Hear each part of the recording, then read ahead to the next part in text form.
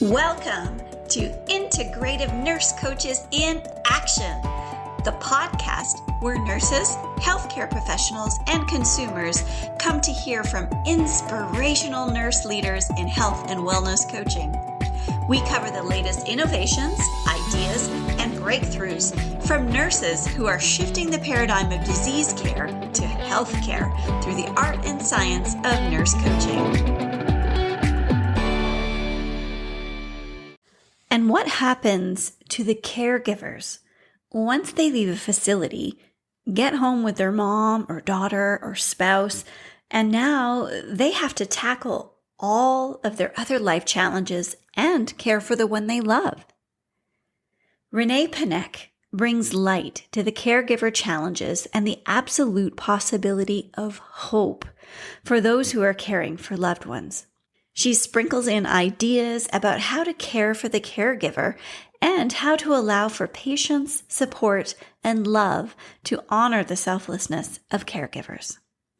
Renee also speaks to being a brand new entrepreneur and the methodical steps she's taking to expand her reach to support her clientele, those amazing humans who care for other humans. Before we get to today's podcast, let's take 3 deep breaths in and out together. 1,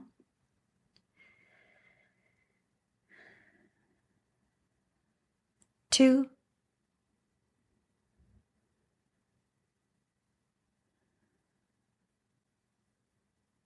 3.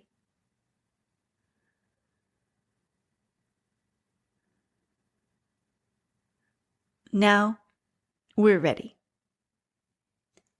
As an RN with over 35 years of experience, Renee Panek has seen and experienced many changes and challenges in our healthcare system. She worked bedside in med-surg, tele, and oncology units, skipping too many meals, caring for too many patients, and having too little time. She's also knowledgeable in chronic care management and understands the insurance side of healthcare as a care and case manager.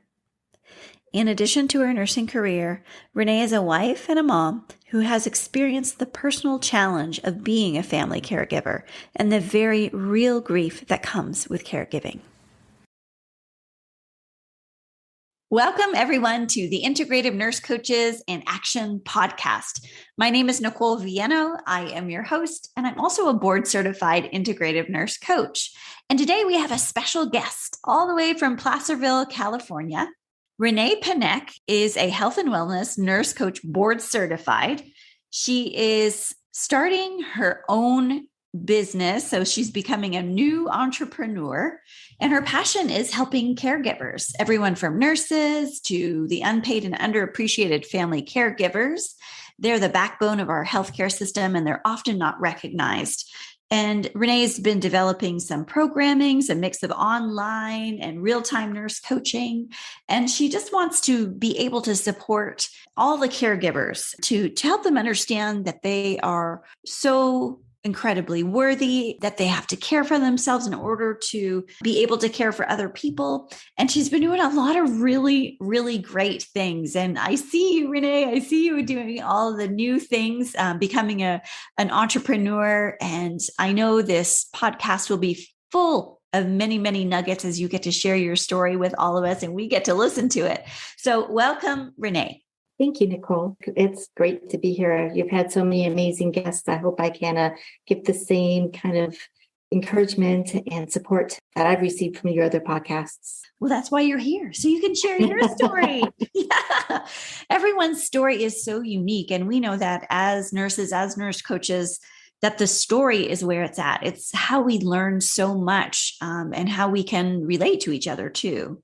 And really, that's one of the things I've loved about nursing is that there's so much opportunity to connect with people who are outside of your normal social contacts. And, everybody has different stories in their lives going on. And people are often at such a vulnerable point in their life that they still share so much.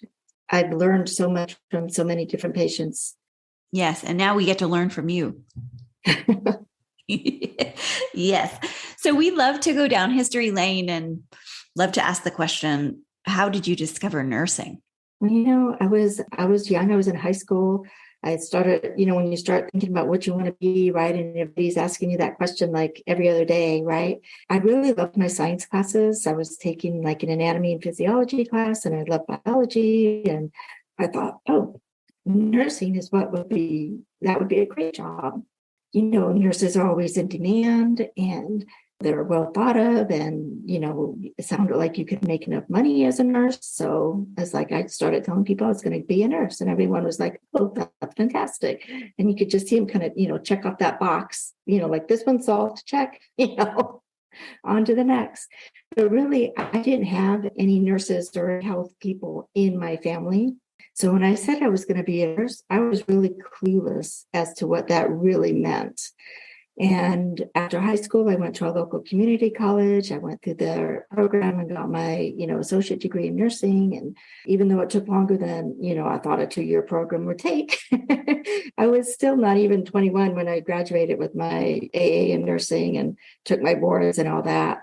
So when I got my first job as an IP, an interim permit, I think is what they called it, and you could work before you got your actual official notice from the state boards that you had passed. So I started at a local community hospital, medium size, but it was also a trauma facility. And I was put on nights like most of the new people were, and it was a 20-bed unit. And I worked on that unit with one LVN. Back in the day, that's the way they used to do things, right? Back in the day, yeah. Glass IV bottles. You even still had glass thermometers, yeah. Right? Glass thermometers, glass IV bottles. Yeah, right. It was crazy. And yeah. So you've gotten to see then so much in your career. yeah, there's definitely been, so many changes in healthcare and in, how hospitals work. But I remember even all that time ago, we were talking about, the nursing shortage, and there was still, it feels like all the same conversations around nursing, and that there was, never enough nurses, and, there was always too much stress and too many things to be done and not enough time to do it. And that seems to be still the story today. So some things have changed a lot, and some things are still seems to be exactly the same. Yeah, even those years ago as nurses faced with so much stress and so little time to do all the things that we really have to do and really want to do for our patients, especially. This ties in then to how you are evolving as a human and realizing that caregivers are really struggling. Caregivers are really struggling. They really are, Nicole. We look at nursing or caregiving from the nursing point of view, and where we're seeing patients stay for a shorter length of time. They come in sicker, they go home sicker still, but we haven't really talked about, what happens when these patients who are still sick, sometimes pretty significantly ill still, or still really recovering, go home. And we're happy when we send them home and they seem to have a good family situation and there's somebody there to help them. And we think, oh, good, everything's done. But I know in all my time as a bedside nurse that I never really gave any thought to what the caregiver was going to be dealing with, except in terms of how that would affect my patient. So the focus was always on, have we trained the caregiver? Have we taught them what they need to know? Is it a safe environment for the patient? But never have thought about, how that caregiver is going to manage taking care of this patient, as well as everything else going on in their lives. I think it's safe to say that the majority of us as nurses don't think of that. I mean, truly, you think, oh, well, yeah, they have a supportive family. We have a plan of action. They're going to go home. And now someone else is having to care for them in addition to all of the other things that they're doing. Right. It's like, well, I taught them their medications and their, how to check the blood sugars and how to do the dressing change. I did good. I even, they did a return demo. We're all good. And then they go home and whoever's on the other side is suddenly dealing with all the intricacies of things that you really can't get to in discharge planning and training. There's all the complexities that we deal with as nurses, that they're dealing with not as nurses, just as, a family who thought, sure, I could take this on. I can do this. It's not too hard. Look, she did it really easy. But then Right. the next day it's different. And the next day it's different. Exactly. Yeah. For the caregiver, seeing nurses do their, checks and everything like that is so simple, right? When we're doing something, because, well, Right. you just said, you went to school for all those years and we went to school for all those years. And then we've been practicing for decades. And then we're showing people something that is so simple to us. And yet the intricacies of what they have to do. And then they take that home with them and then try to do it and replicate what we've shown them, but in their own environments, it then changes everything completely. Right. And then we don't often take into account either all the other activities that happen at home that are not happening in the hospital. So things as simple as, we're checking the blood sugar, but we're not cooking the breakfast too. We have trays that come to the floor and, we may deliver them or maybe the dietary delivers them, but the food's ready. At home, you're balancing that, preparing the meal, giving the insulin, doing all that, as well as then simple things like doing the extra laundry for a patient who's maybe soiling linens frequently. And as busy as we are as nurses in the hospital, we still just put those in a container and they get taken away. we don't have to do that part, thank goodness. But of course at home you are. So there's a lot of things built into our hospital jobs that aren't there when the patient gets home, and that's part of what they're juggling as well. And as though we may have other patients to take care of too, these family caregivers also have a variety of other responsibilities. They may still be working and juggling how to do this while they're working. They may have other individuals in the household, either other adults or kids or teens that also need time and attention and care, as well as, the household itself that needs to keep functioning. Yeah, a whole width and breadth of many tasks that have to get accomplished and still give that person that their new patient, in a sense, even though it's a Right. family member, right? But they become their patient, and that overwhelming sense of having to do it all alone. And this can be, just like you said, really overwhelming, especially, first coming home from the hospital and, you're not sure, how to do all these different things, and things are always a little bit different at home. And if it's a short-term thing where your loved one is going to shortly recover, they had a surgery, and in a week they're going to be doing better and doing more on their own, most people can manage that, with minor changes in their life and their household to get through that, initial change. Where it gets really tough is where this is a continuing condition that isn't going to improve. So whether we're talking about something like sending home a patient with Alzheimer's or dementia, or, a chronic condition like a COPD, or, a cancer diagnosis that's going to continue to evolve over time and that may not get better. You bring in a lot more uncertainty and a lot greater needs for both the immediate care and for ongoing care. Where it seemed like it was doable for a short term, now you're thinking, I'm going to be doing this every day for as long as you can foresee. Yeah, it changes the way that you would live your life. Yeah. I think any of us, if we think about how busy we are in our life now, and then add something like that into your life and think about how that would affect everything that you do, from, going to the grocery store or taking a walk or going to whatever, socialize, whatever kind of things fill your life now, and then add in a daily constant responsibility of caring for another adult. Yeah. It totally shifts the way that you would be living your life. And in a sense, you're almost having to relearn how to live this life with these new responsibilities too. Right. And that brings up a lot of feelings too in caregivers, in terms of not only overwhelmed, but they may be sad about their current situation. They may experience feelings of grief, of that loss of the life that they anticipated living, and now it's going to be a very different kind of life.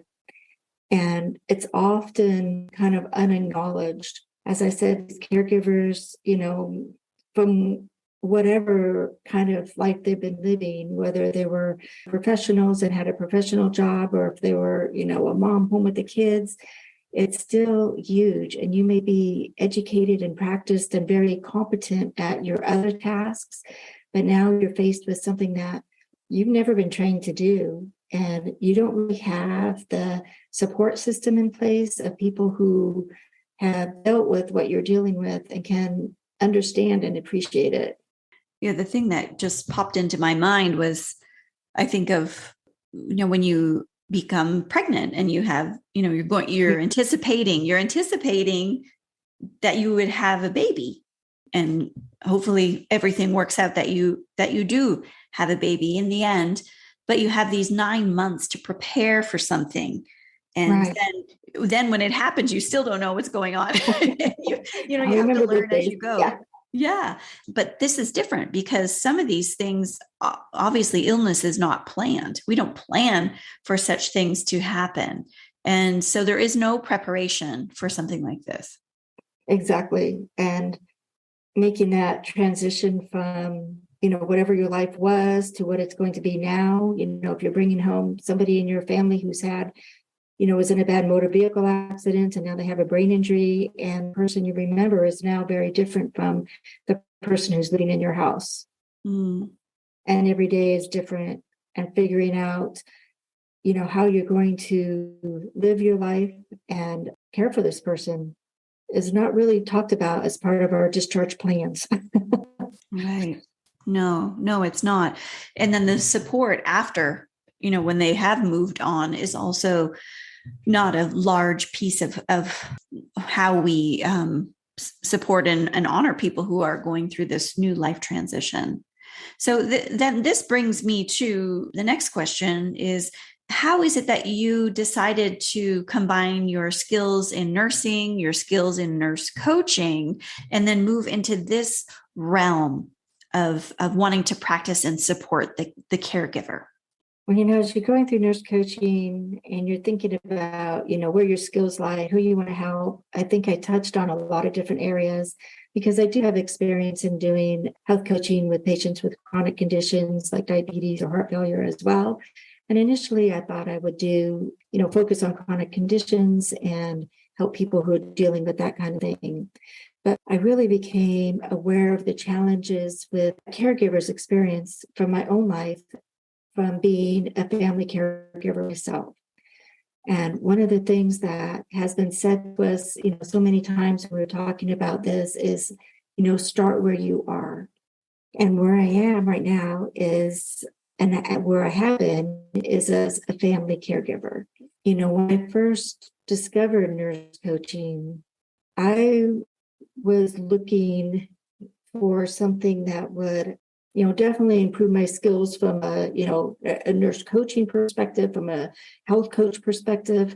But I was really at a low point of feeling totally burned out and overwhelmed with family caregiver responsibilities. My oldest son had been diagnosed with a mental health issue. He was diagnosed with schizoaffective disorder. And that is, it's a terrible diagnosis. It's like combining, schizophrenia with a major mood disorder like depression. And dealing with a young adult at the time who was, being given this terrible diagnosis, who was trying to become independent adult while the whole world no longer made sense. And just pouring so much of my time and my energy and my hope and my determination into him and into helping him be stable and have a living space that was stable, and to get the care that he needed to live his best life, and still being there for my husband and my younger two sons as well. And talk about trying to pour from an empty cup. It was like my cup wasn't just empty, it had holes in the bottom. So it's like no matter how much I thought I could put into it, it didn't matter. It was just all running. It was just all running out. And I had signed up. I had found this thing about Inca, and I talked to Jan and did the intake with her. And I was just like, I really want to do this. But I talked to my husband, and, you had to be away from the house for like the initial days. I don't remember even how many days it was, but if it was 2 days, it must have been 4 days, I think. It was a 4-day initial thing. And just being away from that long seemed like that would be impossible. My husband said, no, you need to go do that, because he could really see how much I was struggling. Looking back at where I was at the beginning, when I started going through the Inca program, was as a empty caregiver. And looking back from it now, it seems like, well, of course, that's where I need to be, because that's what brought me into it, was this feeling that I was empty, that there was nothing there for me. And what I learned from going through the program was not what I thought I needed to learn. I went into it thinking very concrete skills, like, the motivational interviewing and their rapid action plans, and these very concrete kind of, maybe not exactly concrete, but, things. And what I took out of it was this desperate need for self-care I had not really recognized, that I did not know that what I was doing for myself that I thought was enough was not nearly what I needed to have in my life at that time. Yeah, it was really, really hard. And I came back with this shift in perspectives of what I needed and how important that was. Thank goodness for your loving, supportive husband to say, yes, you need to go. Yeah, he is amazing. And he has given me so much. And it's one of the true blessings of my life, is to be in a relationship with that, where he is truly concerned and supportive of my caring nature. Yes. He recognizes that's who I am. Mm-hmm. Yes, we all need support systems. So that's a huge strength that you can bring along with you. It is, absolutely. It is. So you realized when you were taking the Integrative Nurse Coach Academy's nurse coach programming that you were like, okay, well, I came here to learn these skills and tools. And yes, you learned those. And in addition, you learned something you didn't think you needed. I had to sit down and meditate that first morning. I was like, right. What am I doing? Why am I sitting here and breathing? There's things I need to learn, and it was so hard to step away from that. And I was like, okay, fine, we'll do this meditation thing, and then we'll get into it. And then we did journaling.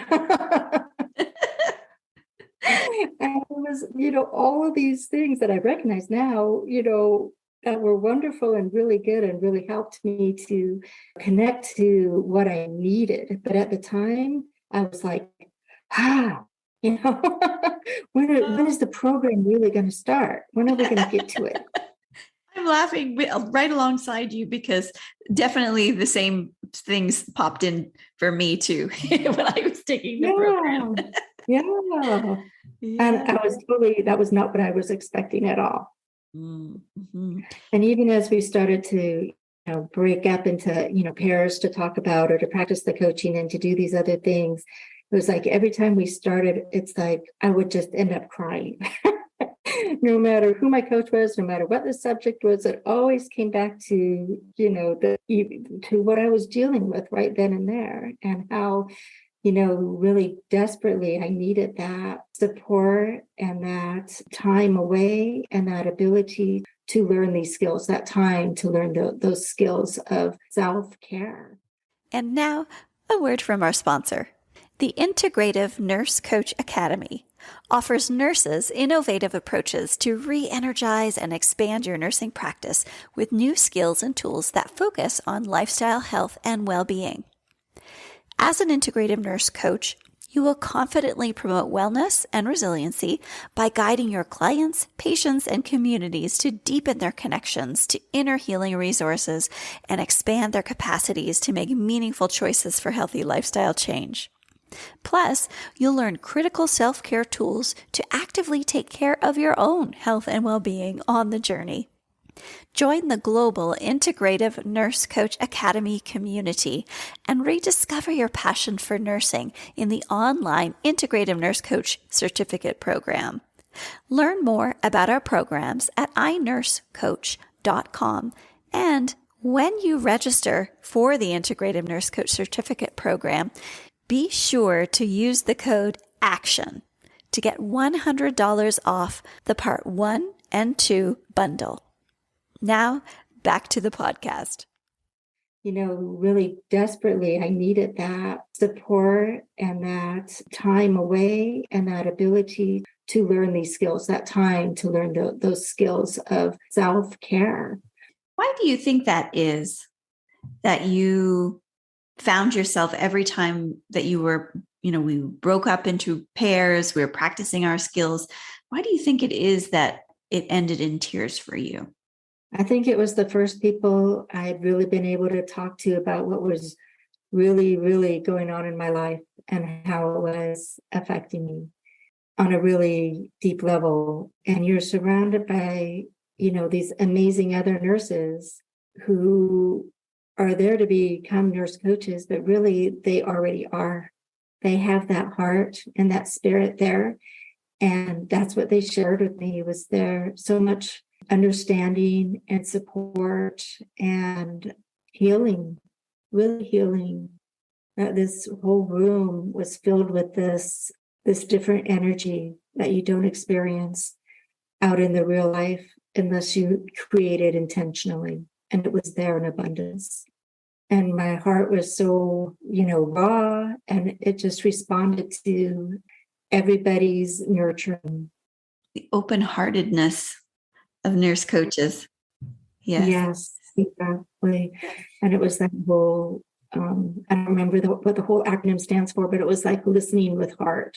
And you had that feeling that you were really being heard on multiple levels, that not just your words were being heard, but that people were, really taking the time to join you in that moment and in that pain.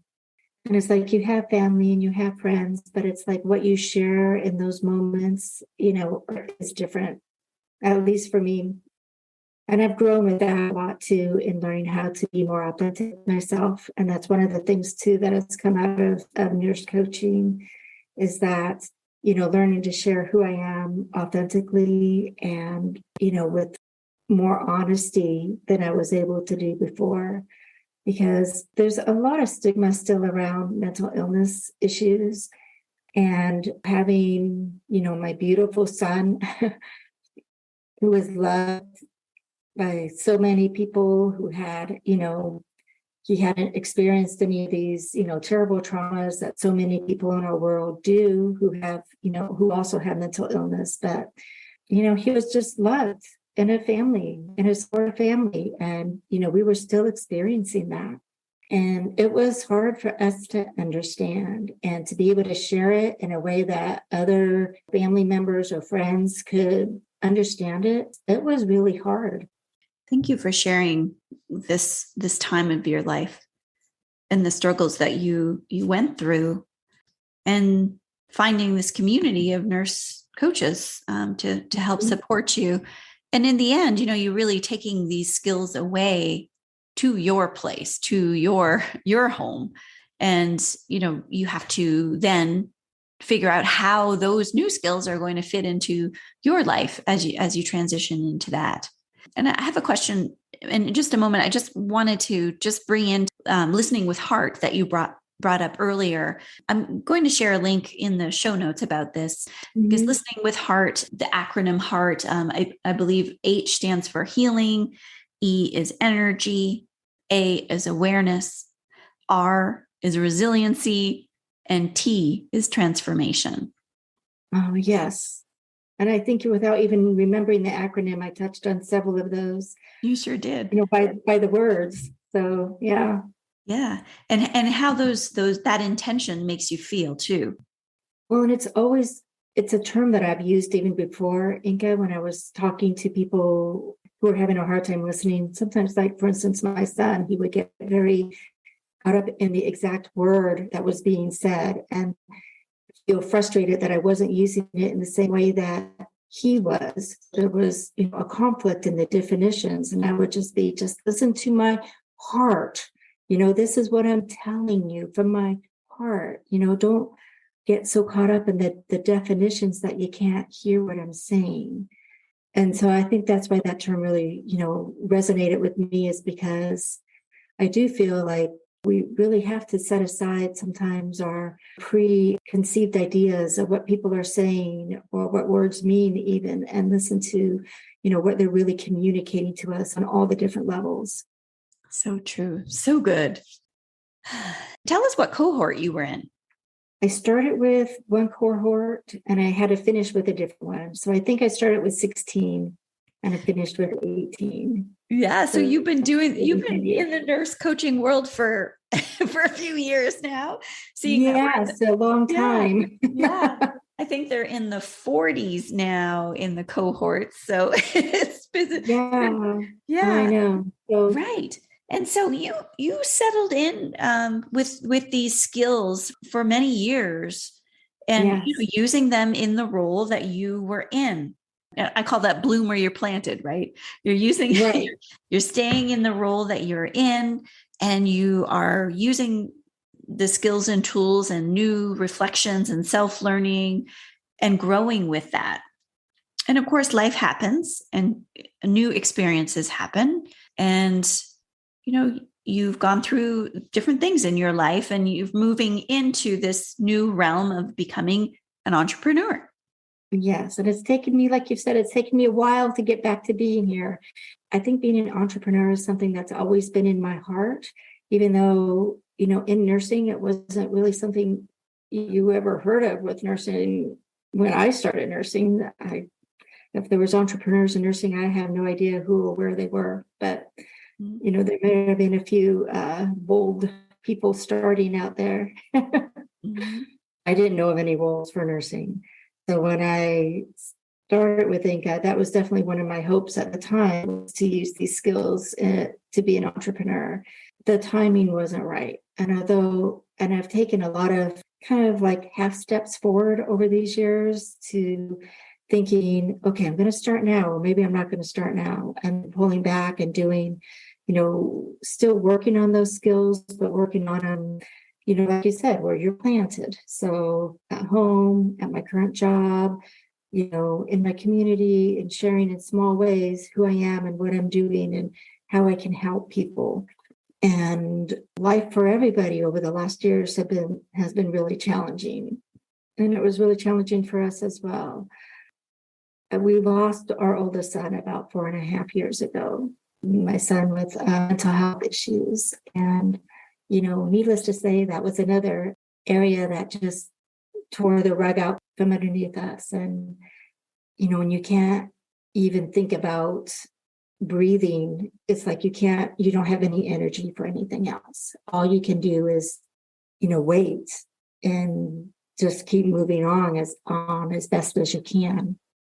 And our path through grieving has been, really complicated. It was complicated with his illness, by how we lost him.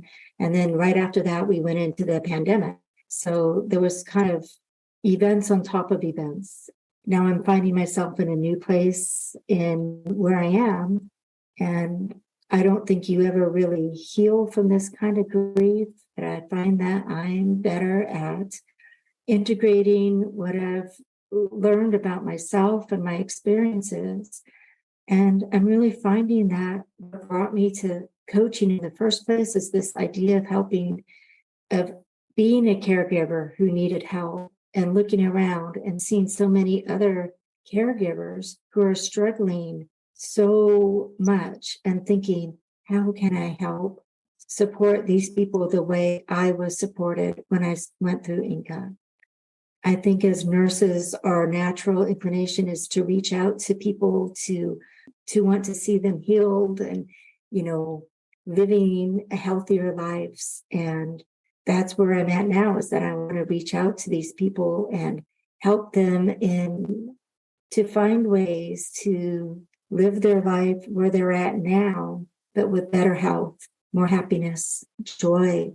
And to do that, I have to also be open about, the challenges. It's not, we can't make that part of life go away. There's not a magic wand that I can wave that's going to take away those challenges in your life. It's going to be about, finding a way to nurture yourself while you're dealing with those challenges. So that even though while you're dealing with it, you can still experience yourself as a full human being.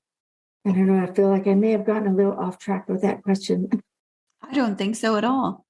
I think that was a beautiful connection to the very unique paths that we each have. And, your loss of Nathan and how that deep loss affected you in so many ways. And yet you said, I started looking around when you were able to look around, and you could see so many other people who were in similar situations who didn't have the support that you felt that you had during those times. And now you're standing up to say, these are the people that I want to help. Yeah. I just feel like maybe in the future, there'll be other areas of people too that I identify with and want to help. But right now, I feel where my heart is really calling me to support people who are going through, various caregiver struggles, because there's a lot. There's so many people in our society right now who are currently caregivers or who will be caregivers, in the future, and no one is really prepared for that role. No, we're not prepared for that role. Yes. So as you have been journeying into entrepreneurship, then I just want to point out for our listeners, many of our graduates feel that they have to do certain things. They have to do, graduate and have to go into starting a business and have to, your example of your life, your story is a true example of, no, you don't have to do anything. And you chose to use the skills where you're planted to continue on with the role that you were in. Life circumstances threw you upside down, and yet you still use the tools that you learned through the course and understanding about the unique needs of self-care and how that fit into your life. And now, as you've come out of this, you have all of these gifts that you received along that journey to be able to share as you go forward. So now, years later, you're deciding, hey, now it's time for me to be an entrepreneur. So I'm curious to know some of the things that you've learned through this journey of starting to say, yes, I am. This is the path I would like to travel. And what are some things that you've learned along this journey? Well, I feel like there's really been a lot of things I've learned, starting this journey. I've mentioned that, I took a few half steps here and there towards entrepreneurship, and then would always step back because it always felt like there was so much to learn. I didn't have time to do all that and anything else. So the business side of being a nurse coach and setting up a business was, a whole separate side of what you had to learn, and how your own state board nursing practice act, how you have to know what's in that so you know where you can practice safely, and what's in your scope because you want to stay within that. And I think one of the things I'm learning right now is about connections. So I'm reaching out a lot on social media to make connections with people and to invite them in. And I'm also trying to do that in real life, in person, and learning how to make connections and how to be there for people in an open, honest way, just as somebody who's curious and interested about their lives, not necessarily from a perspective of, oh, I need a client, or, oh, I need that. That doesn't feel good to me. That doesn't feel like who I am. So I'm finding that balance between what, so many of the, social media gurus say about how to be present online and, what you have to do and how you have to do it, and discovering, what in all of that noise works for me and who I am and what do I think adds value. and what might bring people to me for what I have to offer. I can't fix everybody's problems for sure. And, there's so much about connecting and about learning who you are and what you have to share. When I first started social media, and I think I shared this with you at one point too, is that, I felt like I had been in my own little cave for so long. And that as soon as you started peeking your head out on social media, everybody is out there and they want to come chasing at you with all their offers, right? With all this stuff, and everybody is coming at you. And I just felt like I was being like chased by zombies. And it felt so terrible to me. It felt like it made me want to go hide again, because it was just so intense for somebody who's pretty much an introvert, and to be out there and trying to do this felt very frightening, to have all these zombies chasing me. And then as I started coming out and trying to make these offers and being visible in their lives, I also worried then that now I was the zombie and I was chasing all these people, and that also does not feel good. So I've learned to kind of shift some of that, that mental image to like more like I'm out there like throwing bird seed out for the birds. And I'm trying to, share what I have and to bring them closer so I can share more, but not to be chasing in that role of chasing people. And it's really been a distinction and a mental shift for me. Yeah. I like the imagery of just putting out some bird seed, and eventually some birds are going to come and they're going to get more comfortable with me, and maybe they'll come a little closer. Right. But even when you're putting out bird seed, the same bird feed doesn't attract all the birds, right? It's just like you choosing the bird seed so that you attract what you want to see in your yard, but more than just all the bird seed for everybody.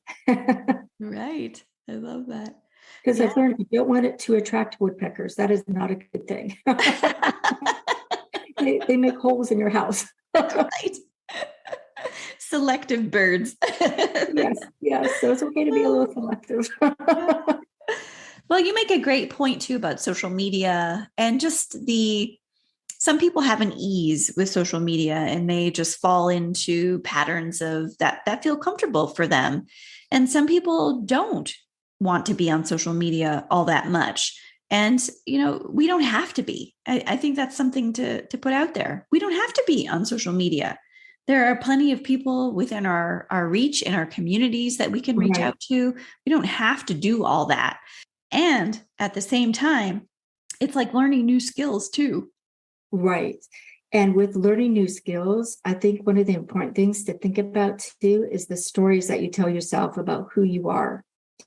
Because like I've said, I'm a quiet introvert, but that's also part of the story that I've always told myself too.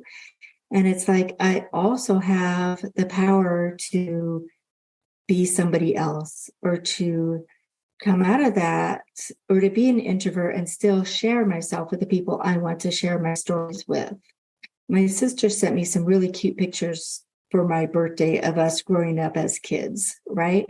When I think back of myself, who I was as a child, I picture this very quiet little girl, kind of sitting in the corner and not interacting and not really being present and out there. And she sent me, every picture she sent me, I have this big smile and I'm like center stage and I'm like hugging her and we're right there, out there together. And, I'm hanging over the shoulder of the Frankenstein at the wherever we were, but, he's like, and she's right there next to me. But every picture, I don't look like this little girl that I've had pictured in my mind. So sometimes the stories we tell ourselves is not the whole story. There's more to us than whatever story is at the top. And part of, I think, of my growth and what I've learned through challenging myself and through, connecting with myself and being aware is that this little girl is still there, that is, not afraid to like throw her arms around the Frankenstein and laugh with my sister. I'm not just the shy little girl. I was also funny and vivacious and confident. And part of my self-talk now is to remind myself that's who I am too, is that I am funny and I am confident and I can step out of this role and I can step into the center stage and I can share who I am with other people who may need to hear that too. Yes. Personal growth. Personal growth. Exactly. Yeah. And a beautiful reminder of your youth and how our stories can change over time. And they can change again over time. We don't have to. Our interpretation of our stories changes over time. Is that, we only remember a part of it. We don't maybe remember all of it. And take some time to look at yourself from someone else's point of view too, because they may not see you the way you've always seen yourself. We do become what we tell ourselves we are. So, take some time to nurture your self-talk and make sure that you're telling yourself not only who you thought you were, but to allow yourself the room to grow into who you think you're going to be, who you want to be, and allow yourself to recognize those traits when they come up. Thank you for sharing that. Yes. Love it. So in our last few moments together, we've learned so much about you. And now I'm going to ask you what is on your heart that you would like to share with our listeners. I think that what I would really love is for every nurse to really embrace their power for changing the world. To me, that's really what it comes down to with being in this world now, is that we're looking around us. We're looking at, as nurse coaches, who we can heal. We're starting with ourselves. We're pouring that love and that care into our own being. And then what you do is you look around and you see who else needs your love and your nurturing and your care. And you start sharing that in whatever way works for you, whether it's in a small way, helping your neighbor, helping your family, being present in, their lives in a real way. And you sow those seeds for change within them and you give them back that love. And the world needs your unique energy, your unique spirit.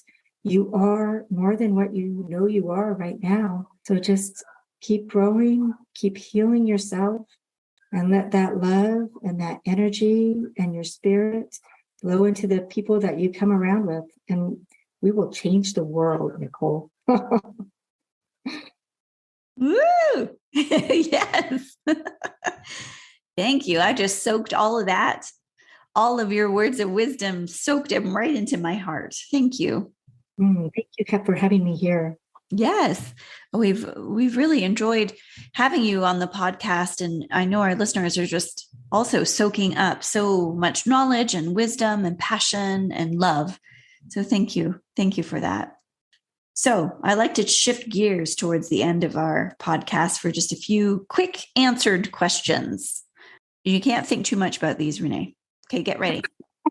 Okay, I'm ready. You're ready. Ready. Pigeons or crows? Crows. Tell us why. I love crows. I know that most people don't, but when I was little, we lived in Victorville, California, which is out in the high desert area.